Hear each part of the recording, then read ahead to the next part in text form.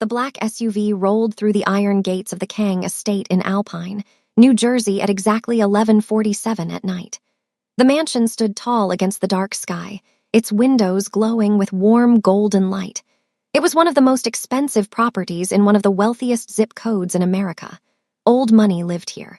New power thrived here. Jai-Ho Kang stepped out of the vehicle before his driver could open the door. He was tired. 3 days in Chicago dealing with a supplier who thought he could skim money from the Kang organization had drained him. The supplier was now at the bottom of Lake Michigan. Problem solved. Jai-Ho adjusted his charcoal three-piece suit and walked toward the front entrance. His expensive rings caught the moonlight as he moved. Every step he took carried the weight of a man who controlled half the East Coast's underground economy. He was 34 years old, and he had already buried more enemies than most men would meet in a lifetime. The house was quiet when he entered. His staff knew better than to hover when he returned from business trips. He preferred silence. He preferred solitude. Jai-Ho made his way through the grand foyer, past the cream-colored walls and classical architectural details that his mother had chosen before she died.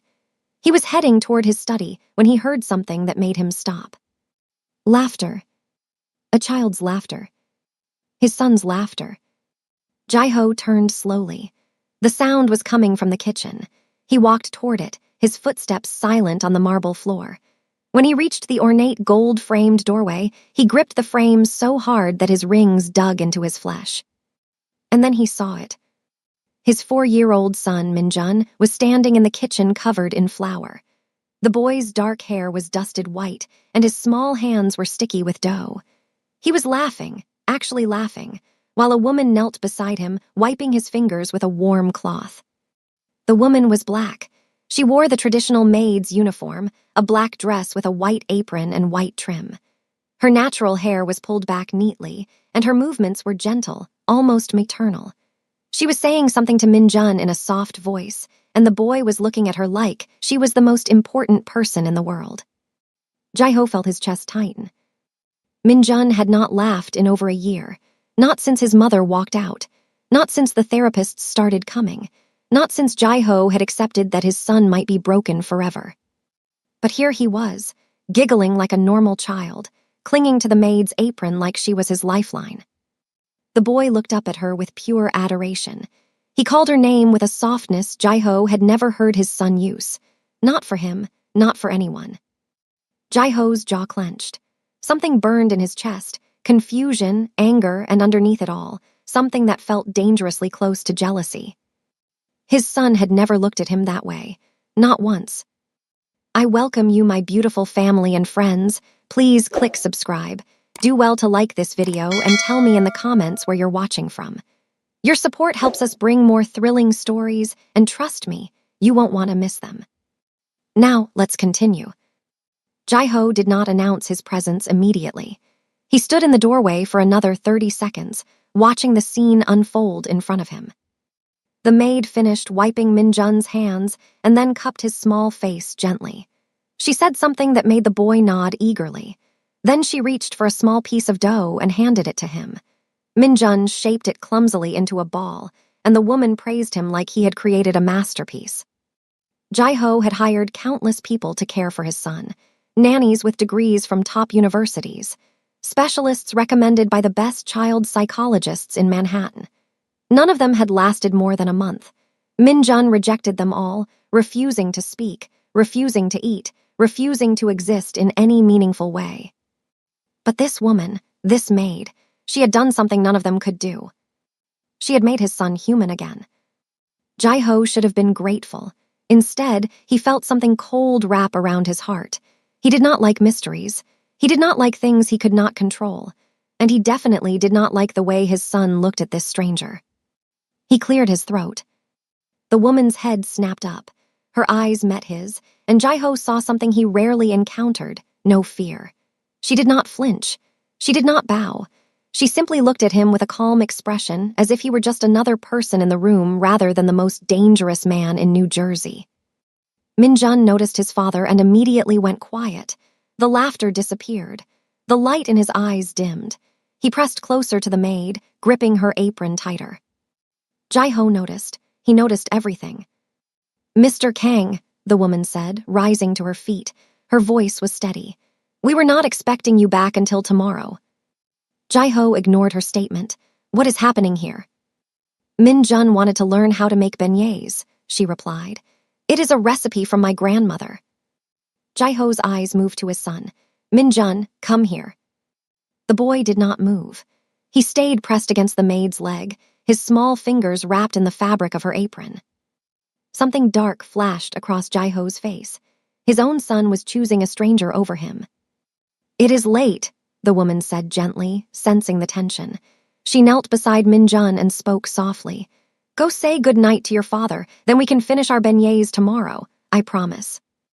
Min-jun looked up at her, then back at Jai-ho. Slowly, reluctantly, he released her apron and walked toward his father.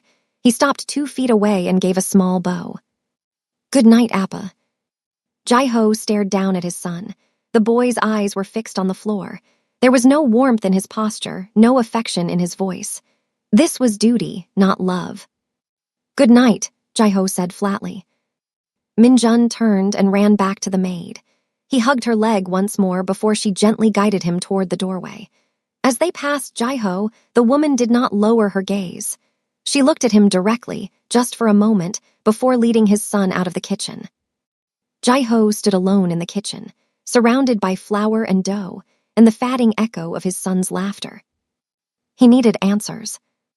Jai-ho Kang had built his empire on information. He knew things about people before they knew things about themselves. So when he returned to his study that night, he pulled every file on every staff member in his household. The maid's name was Camille Fontaine. She was 28 years old, born and raised in the Treme neighborhood of New Orleans, Louisiana. She had moved to New Jersey 3 months ago after the death of her grandmother. She had no living family, no husband, no children. Her background check had been clean when she was hired. No criminal record, no suspicious connections. Just a woman with a degree in early childhood education who had never gotten to use it because life kept knocking her down. Jai-ho read the file 3 times. There was nothing there to explain why his son had bonded with her so quickly. Nothing to explain the laughter, the affection, the trust. He closed the file and poured himself a glass of whiskey. He stood at the window overlooking the garden, watching the darkness outside. 18 months ago, his wife Yuna had walked out. She left in the middle of the night without warning. She took jewelry, cash, and her passport. She did not take Min-jun. Her note was short. "I never wanted to be a mother. I cannot pretend anymore." Jai-ho had not been surprised. Yuna had always been cold, more interested in status than family. Their marriage was arranged by their fathers to unite 2 powerful families. Love was never part of the equation. But Min-jun had been devastated. At 3 years old, he did not understand why his mother left. He only understood that she was gone. He stopped speaking. He stopped eating normally. He started having nightmares that left him screaming in the dark. Jai-ho tried everything. He hired the best doctors, the best therapists, the best childcare specialists money could buy. Nothing worked. His son remained locked inside himself, a ghost of the happy toddler he used to be. And then Camille Fontaine arrived 3 months ago, and everything changed. Jai-ho finished his whiskey and set the glass down. He did not trust her. He did not trust anyone, but he also could not deny the evidence in front of his eyes. His son was healing, and this woman was the reason. The next morning, Jai-ho summoned his house manager, Mrs. Park, to his study. She was a thin Korean woman in her 60s who had worked for the Kang family for over 30 years. She knew when to speak and when to stay silent. Today, Jai-ho wanted her to speak. "Tell me everything about Camille Fontaine," he said, sitting behind his desk. "I want to know every interaction she has had with my son." Mrs. Park folded her hands in front of her. "Sir, Miss Fontaine has been exceptional. When she first arrived, she did not force herself on the young master. She simply existed near him, working in the same rooms, humming old songs, never demanding anything from him." Jai-ho leaned back in his chair. "Continue." During her 2nd week, the young master approached her while she was cleaning the library. He just stood next to her and watched. She did not acknowledge him right away. She let him observe her. After an hour, she handed him a dust cloth and asked if he wanted to help. Mrs. Park's voice softened. He took the cloth, sir. He helped her clean for the rest of the afternoon. It was the first time he had engaged with anyone since Mrs. Kang left. Jai-ho's jaw tightened at the mention of his ex-wife. What happened after that? They started spending more time together. Miss Fontaine would read to him in the garden. She taught him simple cooking tasks in the kitchen. She started braiding his hair because he asked her to, even though his hair does not need braiding. Mrs. Park paused. Within a month, the young master was speaking again. Full sentences. He even started smiling. Jai-ho absorbed this information in silence. He did not like how much he had missed while focusing on his business empire. He did not like how a stranger had succeeded where he had failed. "Why was I not informed?" he asked, his voice dangerously quiet. Mrs. Park hesitated. "We did send reports, sir, but you were occupied with business matters. We assumed you would prefer good news over detailed explanations." Jai-ho dismissed her with a wave of his hand. When she was gone, he pulled up the security footage from the past 3 months on his computer. He watched hours of recordings. He saw Camille reading to Min-jun in the garden, her voice animated as she acted out different characters. He saw her teaching him to knead dough in the kitchen, patient even when he made mistakes. He saw his son fall asleep in her arms on the living room couch, peaceful in a way Jai-ho had never witnessed. The footage made him feel things he did not want to feel. He saw the way Min-jun looked at Camille, with complete trust, complete adoration. The boy sought her out the moment he woke up. He cried when she left for the night. He asked about her constantly, according to Mrs. Park's notes. Jai-ho realized with a cold clarity that his son loved this woman more than he loved his own father. And he did not know how to handle that. That evening, Jai-ho made a decision. He would confront Camille directly. He would remind her of her place in this household. He would establish boundaries that should never have been crossed. He found her in the hallway outside Min-jun's bedroom. She had just finished putting the boy to sleep. When she saw Jai-ho, she stopped and waited. "Miss Fontaine," Jai-ho said, blocking her path. "We need to talk." Camille clasped her hands in front of her. "Of course, Mr. Kang. What can I do for you?" Jai-ho stepped closer, using his height and presence to intimidate her. It was a tactic that worked on everyone, business rivals, enemies, even his own men. People crumbled under his cold stare. Camille did not crumble. She held her ground.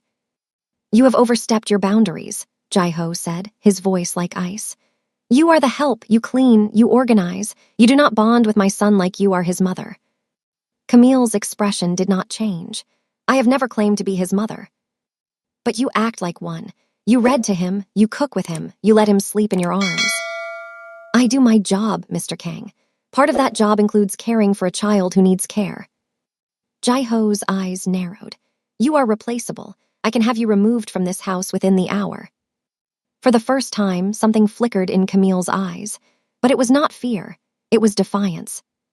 "Then remove me," she said quietly. "But before you do, ask yourself something. When was the last time your son laughed before I came here? When was the last time he spoke in full sentences? When was the last time he fell asleep peacefully without screaming from nightmares?" Jai-ho did not answer. He could not. Camille took a step forward, closing the distance between them. She looked up at him without flinching. "Your son needed someone to see him. I saw him. If that is a crime in this house, then fire me. But do not pretend that what I have done is wrong." She stepped around him and walked down the hallway. Her footsteps were steady, unhurried. She did not look back. Jai-ho stood frozen in place. No one had ever spoken to him like that. No one had ever challenged him so directly and walked away unscathed. He should have been furious. He should have called security and had her removed immediately.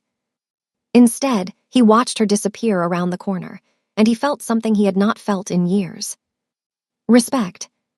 Jai-ho did not sleep that night. He sat in his study, turning Camille's words over in his mind. She had challenged him in a way no one else dared. She had exposed a truth he did not want to face. He was failing his son. By morning, Jai-ho had made another decision. He would learn everything there was to know about Camille Fontaine. Not just the surface details in her employee file, but the deeper truths. Who was this woman who showed no fear? Where did she come from? What made her the way she was? He called his head of intelligence, a man named Vincent Rhee, and ordered a deep investigation. I want everything, Jai-ho said. Her childhood, her education, her relationships, any debt, any secrets, any connections she might have.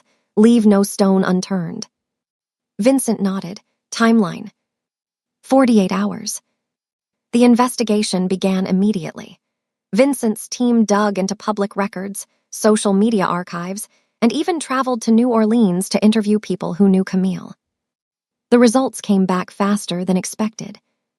Camille Fontaine was born in the Treme neighborhood of New Orleans to a teenage mother who died of a drug overdose when Camille was 4 years old.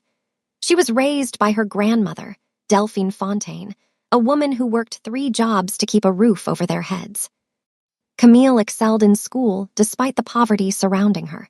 She earned a scholarship to Louisiana State University and graduated with a degree in early childhood education. She dreamed of opening a daycare center for children in low-income neighborhoods. But life had other plans.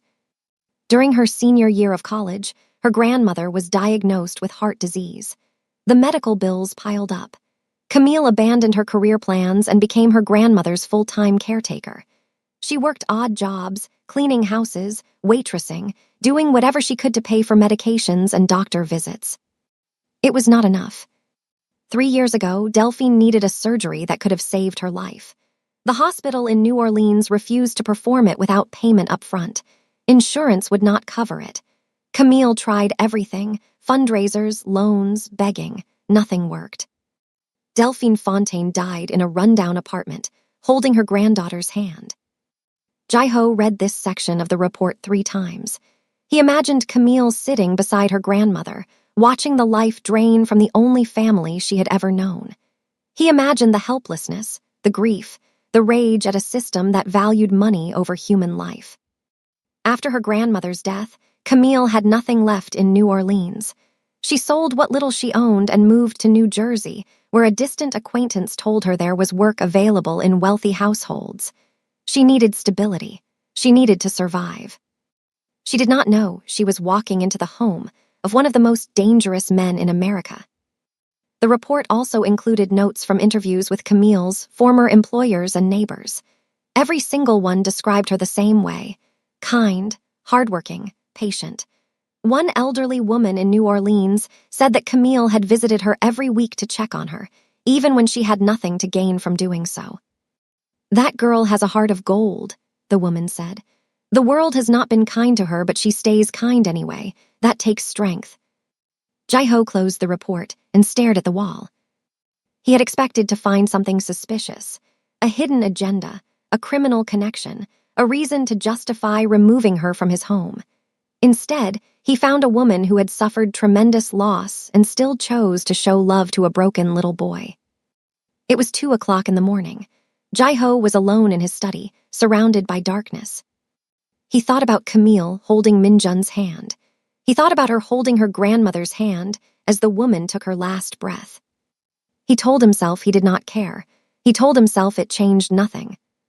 But he could not stop thinking about her. A week passed, and Jai-ho found himself watching Camille more than he should. He did not approach her. He did not speak to her beyond basic formalities, but he was aware of her presence in a way that unsettled him. He noticed how she hummed old jazz songs while she worked. He noticed how she always kept her composure, even when other staff members rushed around in chaos. He noticed how she treated everyone with the same respect, whether they were the head of the household or the newest kitchen worker. But Jai-ho did not have time to dwell on these observations. Business demanded his attention. The Yoon syndicate from Los Angeles was making aggressive moves. They had been trying to expand to the East Coast for years, but Jai-ho's organization had always blocked them. Now, they were getting bolder. On a Tuesday night, armed men attacked one of Jai-ho's warehouses in Newark. They killed 2 guards and hospitalized 3 others. They stole a shipment worth over $2 million. Worse, they left a message spray-painted on the warehouse wall: the KANGSRGTTING soft. Jai-ho received the call at midnight. He went into war mode immediately. For the next 2 weeks, he was barely home. He spent his days in meetings with his lieutenants, planning retaliation. He spent his nights on the streets, visiting his operations, reminding everyone that the Kang Empire was still strong. When he did return to the mansion, it was usually after 2 in the morning. He expected the house to be dark and silent. But something strange kept happening. Every night, no matter how late Jai-ho returned, Min-jun was awake. The boy sat on the bottom step of the grand staircase, wrapped in a blanket, fighting sleep, and beside him always was Camille. When Jai-ho walked through the door, Min-jun would run to him and wrap his small arms around his father's leg. The hug lasted only a few seconds, but it was more physical affection than the boy had shown Jai-ho in over a year. Then Min-jun would return to Camille, take her hand, and let her lead him back upstairs to bed. This happened 6 nights in a row. On the 7th night, Jai-ho stopped Camille before she could leave. "Why do you do this?" he asked, his voice low. Camille turned to face him. Her eyes were tired. Of course they were. She had been staying up until the early hours of the morning every night, but her gaze was steady. "Do what, Mr. Kang?" "Keep him awake to see me. Make sure he is here when I come home." Camille was quiet for a moment. Then she said, "A boy should know his father comes home. Even if his father does not know how to show love, the boy should still feel safe." Jai-ho stared at her. He wanted to say something, to defend himself, to explain that he did love his son, that he just did not know how to express it. But the words would not come. Camille turned and walked up the stairs, her footsteps soft in the quiet house. Jai-ho stood alone in the foyer, her words echoing in his head. Even if his father does not know how to show love. Was that how she saw him? Cold and distant, unable to love his own child. The worst part was that she might be right. The war with the Yoon syndicate continued, but Jai-ho found his thoughts drifting more and more to the woman in his house. He started finding reasons to be home earlier. He told himself it was to spend time with Min-jun, and that was partially true. But he also wanted to see Camille. He wanted to watch her interact with his son. He wanted to hear her voice, her laughter, her gentle corrections when Min-jun misbehaved. He wanted to understand how she had become such an important part of his household in such a short time. One evening, Jai-ho came home at 8 o'clock instead of his usual 2 in the morning. The house was still alive, lights on, sounds of activity from the kitchen. He followed the sounds and found Camille and Min-jun making dinner together. They were preparing jambalaya, another recipe from Camille's grandmother. Min-jun was stirring a pot with intense concentration while Camille supervised, offering encouragement. Jai-ho leaned against the doorframe and watched. Min-jun did not notice him, too focused on his task. "Good job, little man," Camille said, ruffling his hair. "Your grandma Delphine would be proud." Min-jun beamed. "Can Appa eat with us tonight?" Camille glanced toward the doorway and saw Jai-ho standing there. For a moment, their eyes met. Something passed between them, an understanding, a silent negotiation. "I think that is up to your father," Camille said carefully. Min-jun turned and spotted Jai-ho. His face lit up in a way that made Jai-ho's chest ache. "Appa, you are home early. Come eat with us." Jai-ho hesitated. He had not shared a casual family meal in years. His life was business dinners, formal meetings, eating alone in his study while reviewing reports. But his son was looking at him with such hope, and Camille was watching him with an expression that seemed to ask, "Are you going to disappoint him?" "All right," Jai-ho said quietly. "I will eat with you." Min-jun cheered and went back to stirring. Camille's lips curved into the smallest smile, the first smile she had ever given Jai-ho. That dinner changed something between them. They sat at the kitchen island instead of the formal dining room. The jambalaya was spicy and rich, flavors that Jai-ho had never experienced before. Min-jun talked constantly, telling his father about everything he had learned from Camille, recipes, stories about New Orleans, songs she had taught him. Jai-ho listened. He actually listened, without checking his phone, without thinking about business. He watched his son come alive, and he felt something warm bloom in his chest. After dinner, Min-jun insisted that Camille teach Jai-ho the second-line dance. She laughed and tried to refuse, but the boy would not take no for an answer. So there they were, in the kitchen of a mafia mansion in Alpine, New Jersey. A Korean crime boss, a black maid, and a little boy, doing a clumsy version of a New Orleans dance while Min-jun clapped and cheered. Jae-ho could not remember the last time he had laughed, but that night he laughed. The shift continued over the following weeks. Jae-ho started coming home earlier more often. He joined Camille and Min-jun for dinner 3 or 4 times a week. He learned about her grandmother, her childhood in Treme, her dreams of opening a daycare center. In return, he told her things he had never told anyone. He told her about his mother, who died when he was 19, who used to sing Korean lullabies to him when he was a child. He told her about the pressure of inheriting his father's empire, the loneliness of being feared by everyone around him. Camille listened without judgment. She did not try to fix him or change him. She simply heard him. One night after Min-jun was asleep, Jae-ho and Camille sat on the back patio, looking out at the garden. The air was cool, and the stars were bright above them. "Why did you not leave?" Jae-ho asked suddenly. Camille looked at him. "What do you mean?" "After I confronted you that first night, after I threatened to fire you, most people would have quit. Why did you stay?" Camille was quiet for a long moment. Then she said, "Because of Min-jun. He needed someone, and I could not walk away from a child who needed me. I know what it feels like to be alone, to have no one. I could not do that to him." Jae-ho absorbed her words. Then he asked more quietly, "Was it only for Min-jun? Is that the only reason you stayed?" Camille met his eyes. The air between them felt charged, heavy with unspoken things. "At first," she admitted, "but not anymore." Jae-ho reached over and took her hand. It was impulsive, unplanned, completely unlike him. But when her fingers intertwined with his, it felt right. They sat there in silence, holding hands, watching the stars. Neither of them acknowledged what was happening. Neither of them put words to it, but they both knew. Everything had changed. Jae-ho's right-hand man was named Dorian Cho. He had been with Jae-ho for 12 years, since they were both young men proving themselves in the organization. Jae-ho trusted him with his life, his secrets, his son's safety. But Dorian harbored resentment that had been growing for years. He had been passed over for promotions.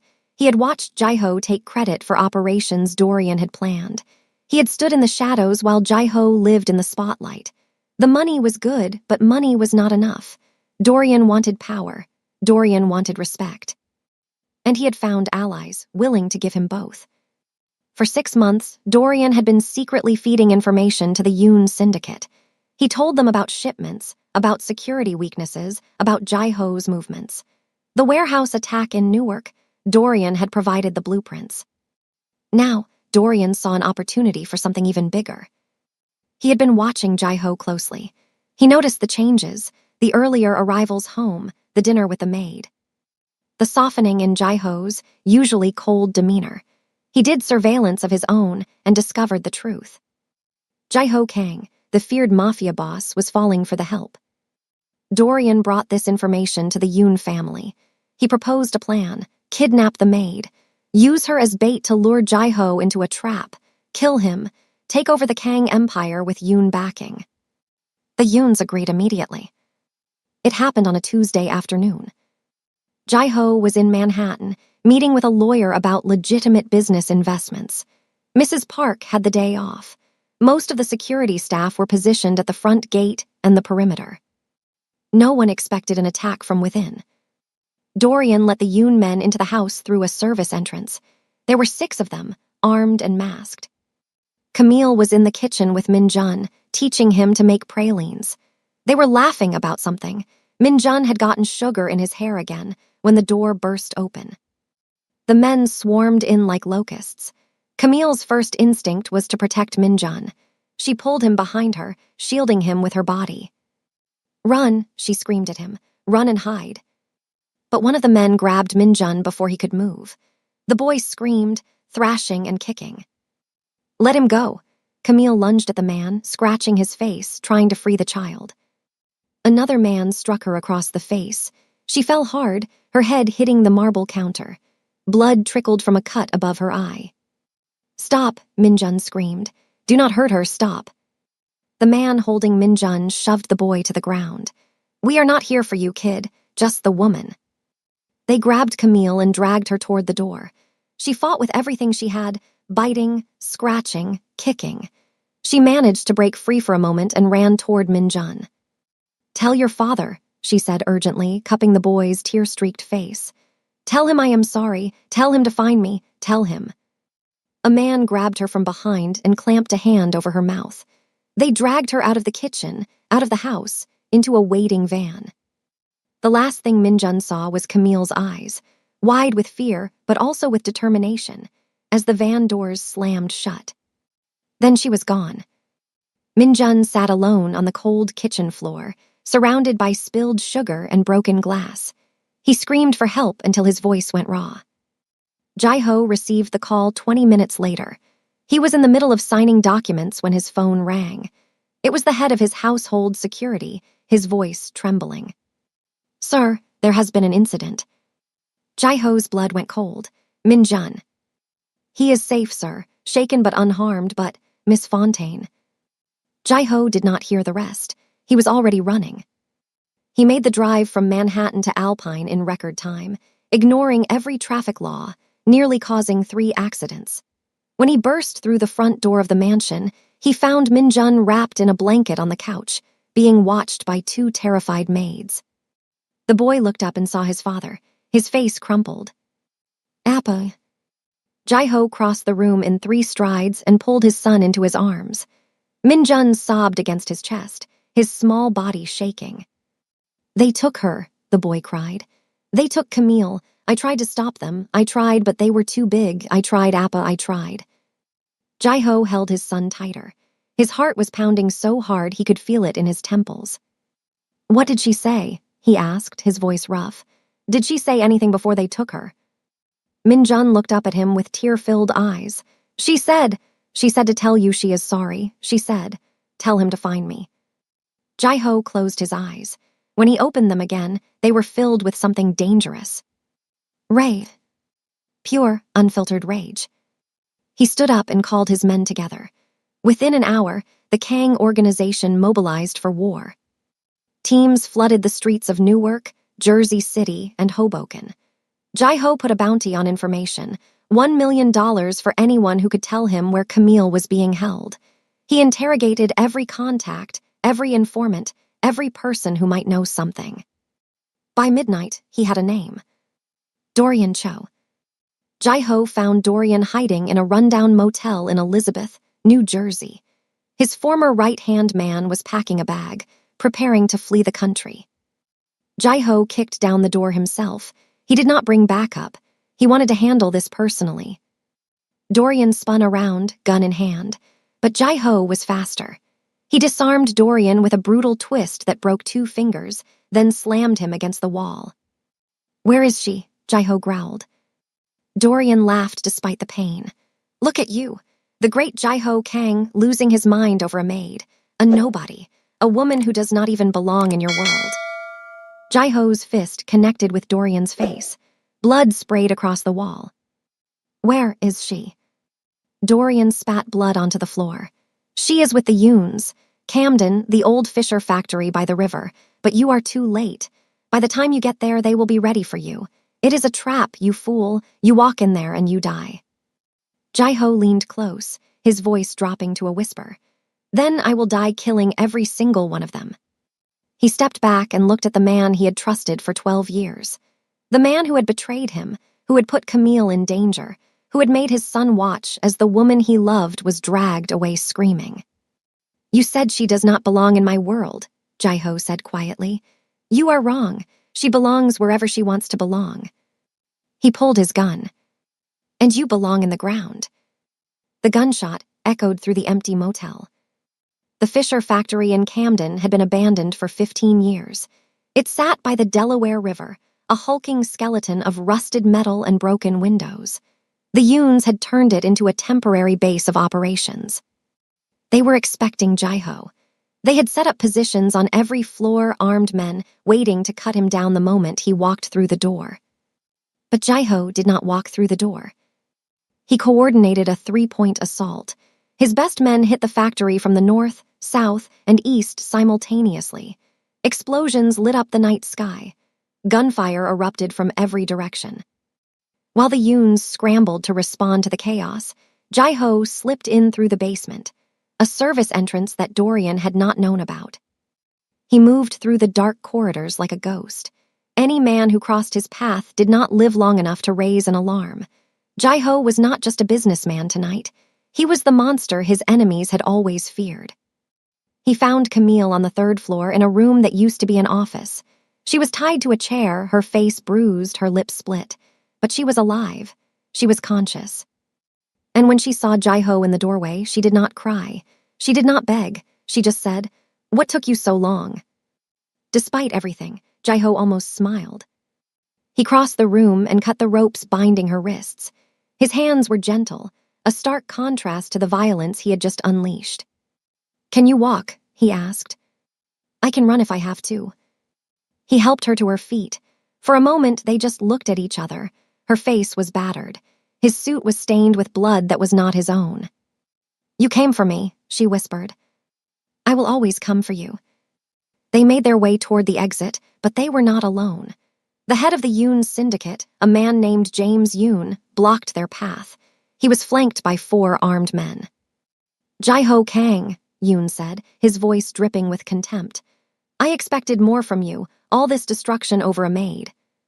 Jai-ho positioned himself in front of Camille, shielding her. "She is more than you will ever understand." Yoon laughed. "How touching, kill him." The men raised their weapons. Jai-ho moved faster than should have been possible. He disarmed the first man and used him as a shield against the second. The third and fourth fell to Jai-ho's precise shots before they could react. That left Yoon alone. The syndicate head reached for his gun, but Jai-ho was already on him. He slammed Yoon against the wall, his forearm pressed against the man's throat. "You touched something that belongs to me," Jai-ho said, his voice deadly calm. "You made a child watch as your men took the woman he loves. You thought you could use her against me." Yoon gasped for air. "We can make a deal. Money, territory, whatever you want." Jai-ho shook his head. "You have nothing I want." He finished it quickly, mercifully, more mercy than Yoon deserved. Then he took Camille's hand and led her out of the factory. In the car on the way back to Alpine, Camille sat in the passenger seat, staring out the window. Her hands were shaking. The adrenaline was fatting and reality was setting in. Jai-ho reached over and took her hand. It was the same thing he had done that night on the patio under the stars, but now it meant something more. "I thought I was going to die," Camille said quietly. "I thought I would never see Min-jun again. Never see." She trailed off, but Jai-ho understood. "I would have burned the world down to find you," he said. "I would have destroyed everything, my empire, my reputation, my life. Nothing matters if you are not safe." Camille finally looked at him. Tears were streaming down her face. "Why?" she asked. "I am just a maid. I am nobody in your world." Jai-ho pulled the car over to the side of the road. He turned to face her, taking both her hands in his. "You are not nobody," he said firmly. "You saved my son. You showed him what love looks like. You showed me what love looks like. I have spent my entire life building an empire of fear, and you walked in and made me feel something I thought I was incapable of feeling." He lifted one hand and gently wiped the tears from her cheek. "I love you, Camille. I do not know when it happened or how, but I love you. And if you will let me, I will spend the rest of my life proving it." Camille's breath caught. For a long moment, she did not speak. Then she leaned forward and kissed him. It was soft and tentative at first, then deeper, more urgent, a release of all the fear and tension and unspoken longing that had been building between them. When they finally pulled apart, Camille rested her forehead against his. "Take me home," she whispered.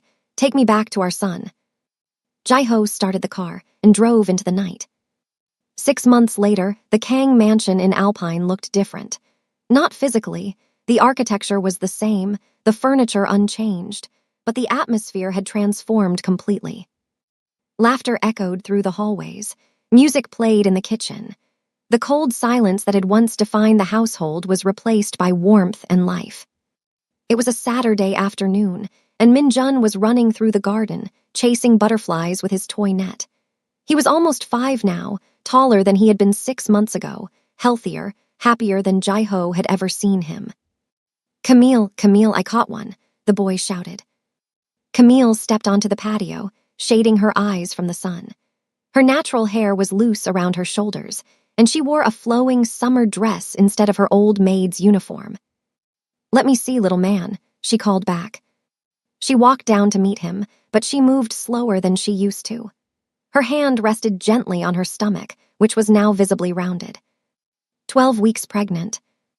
Minjun showed her his empty net. It flew away. Then you will catch another one. You are getting better every day. The boy beamed and ran off to continue his hunt. Jai-ho watched from the doorway of the mansion. It was the same doorway where he had first seen Camille with his son, where his world had started to shift. But now his expression was not shock or displeasure. It was peace, it was joy, it was love. He walked across the lawn to join Camille on the patio. When he reached her, he wrapped his arms around her from behind, resting his hands gently on her belly. How are you feeling? He asked, pressing a kiss to her temple. Tired, she admitted, but happy, so happy. They stood together, watching Minjun dart around the garden. I never thought I could have this, Jai-ho said quietly. A family, a real family. I thought I was too broken, too damaged. Camille turned in his arms to face him. She reached up and touched his face, her fingers tracing his jaw. You were never broken, she said. You just needed someone stubborn enough to show you how to love. Jai-ho smiled, a real smile, the kind that reached his eyes. And stubborn you are. I learned from my grandmother. She always said, Fontaine women do not quit, we fight for what matters. She sounds like she was a remarkable woman. She would have loved you. Camille paused. Well, after giving you a hard time first. Jai-ho laughed. I have no doubt. That evening, the kitchen was full of chaos. Camille was teaching Minjun how to make gumbo, the same recipe her grandmother had taught her decades ago in New Orleans. The air smelled of spices and rue, and steam rose from the pot on the stove. Jai-ho sat at the kitchen island, watching them work. He was supposed to be reviewing business documents, but his laptop had gone dark from inactivity. Appa, I am stirring, Minjun announced proudly. Camille says I am the best stirrer in the whole world. I did say that, Camille confirmed, winking at Jai-ho. Then it must be true, Jai-ho said solemnly. Camille does not lie. Minjun puffed up with pride and focused on his task with renewed determination. Later, after dinner, the three of them sat on the living room floor, playing a board game that Minjun had chosen. The fire crackled in the fireplace. Outside, snow was beginning to fall. Jai-ho looked at Camille across the game board. She was explaining the rules to Minjun for the third time, patient as always. The firelight caught the highlights in her hair. She was so beautiful it made his chest ache. She glanced up and caught him staring. What? Nothing, he said. I love you. Camille's face softened. I love you too. And I love both of you, Minjun announced, throwing his arms around both of them. They collapsed into a group hug, laughing, the game forgotten. Later that night, after Minjun was asleep, Jai-ho and Camille sat together on the patio. The snow had stopped, and the world was covered in a blanket of white. I have something for you, Jai-ho said. He reached into his pocket and pulled out a small velvet box. When he opened it, a ring sparkled in the moonlight, an emerald surrounded by diamonds, set in platinum. The emerald reminded me of New Orleans, he said. Of where you come from, of the woman who raised you to be so strong and kind. I want you to carry a piece of home with you always. Camille stared at the ring, tears welling in her eyes. Jai-ho, I know I have a dark past, he said. I know my life is complicated and dangerous, but I am trying to change. I am stepping back from the more violent parts of the business. I want to build something legitimate, something I can pass down to our children without shame. He took her hand. Camille Fontaine, you walked into my home as a maid and became the queen of everything I am. You saved my son. You saved me. I do not deserve you, but I will spend every day trying to be worthy of your love. He slipped the ring onto her finger. Will you marry me? Camille looked at the ring, then at Jai-ho, then back at the ring. The tears spilled over, streaming down her cheeks. "Yes," she whispered. "Yes, I will marry you." Jai-ho pulled her into his arms and kissed her deeply. Around them, the snow began to fall again, gentle and soft. 1 year later, they were married in a private ceremony in the mansion's garden. Min-jun served as the ring bearer, beaming proudly. Camille wore a white gown that flowed like water, and she carried a bouquet of magnolias shipped in from Louisiana. Jai-ho's vows were simple. "You taught me that love is not a weakness. It is the greatest strength I have ever known.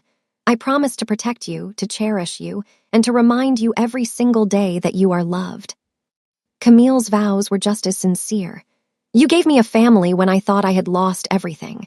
You gave me a home, a partner, and a son. I promise to stand beside you through whatever comes, to be your peace in the chaos, and to love you with everything I have." They exchanged rings, and when Jai-ho kissed his bride, Min-jun cheered louder than anyone. 3 months after the wedding, Camille gave birth to a baby girl. They named her Delphine, after Camille's grandmother.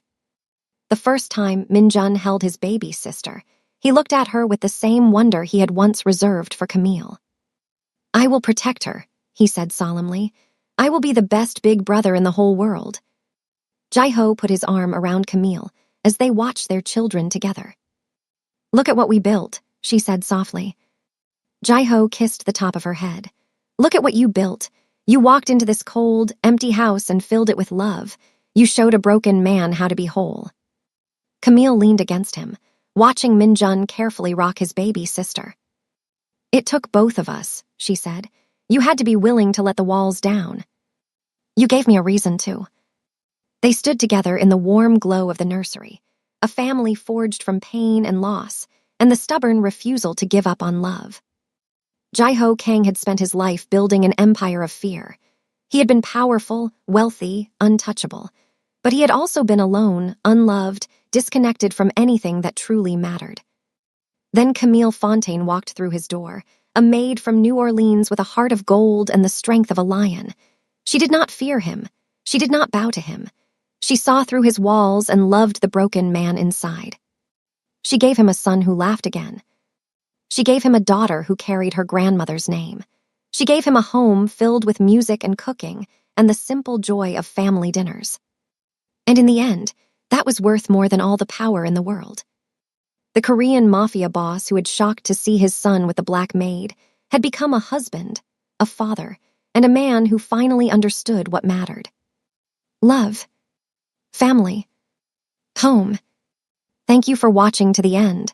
Please remember to click the subscribe button and make sure you like this video, and tell me in the comments where you're watching from. Thank you.